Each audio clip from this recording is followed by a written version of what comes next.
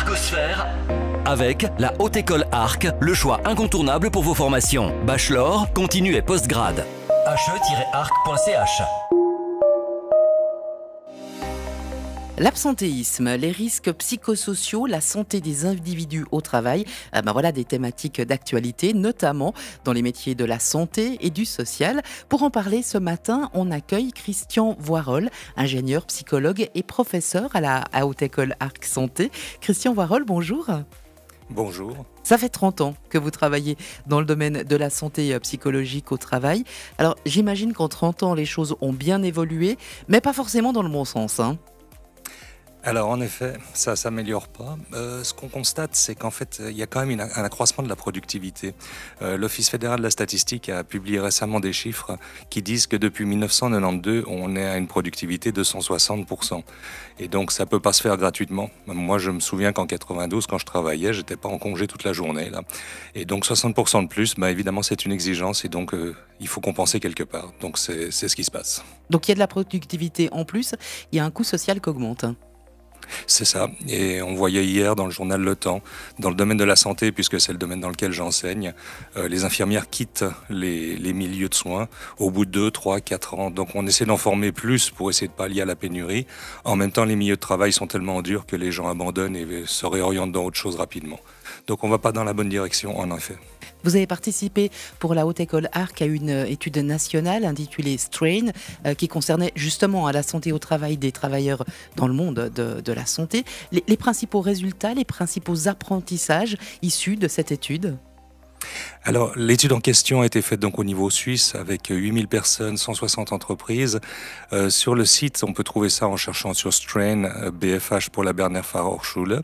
Et ce qui ressort, en fonction des professions, passées par profession, pour les soignants, exigences émotionnelles et physiques très élevées, peu de possibilités de développement, peu de satisfaction à l'égard du travail, en particulier parce qu'on doit tellement travailler vite qu'on n'est plus capable de faire de la qualité, et finalement des intentions de quitter la profession qui ne font que croître. C'est ça les résultats principaux de l'étude, mais ils sont détaillés par type d'environnement, par exemple des hôpitaux aigus versus des EMS ou des établissements de soins à domicile. Donc on a un diagnostic qui est assez précis de la situation. Le problème, c'est que on a eu 20 ans pour expliquer ce qu'était le burn-out. On a pris 20 ans pour mettre en place des outils de diagnostic. Puis maintenant, il faut passer à l'étape suivante, puis il faut agir. Il faut arrêter de diagnostiquer, il faut faire des actions. Alors agir, effectivement, on s'y prend comment ?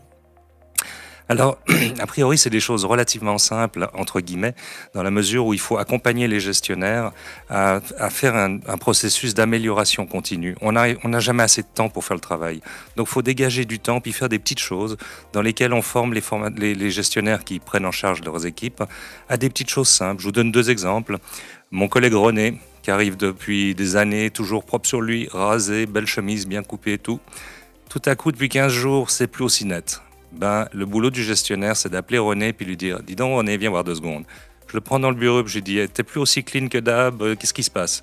Peut-être qu'il va nous dire « Regarde, on est en train de repeindre le salon, je dors chez mon beau-frère. » Pas de problème. Bonne journée.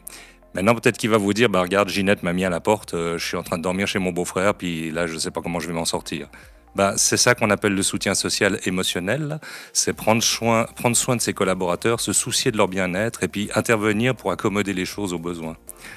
Un autre exemple, quand vous êtes dans un milieu de travail, vous êtes censé être 8 sur le pont. Quand vous êtes 7, quand je pose la question aux gens, vous faites quoi quand vous êtes 7 au lieu de 8 ? La réponse c'est toujours on fait le boulot de 8 en étant 7.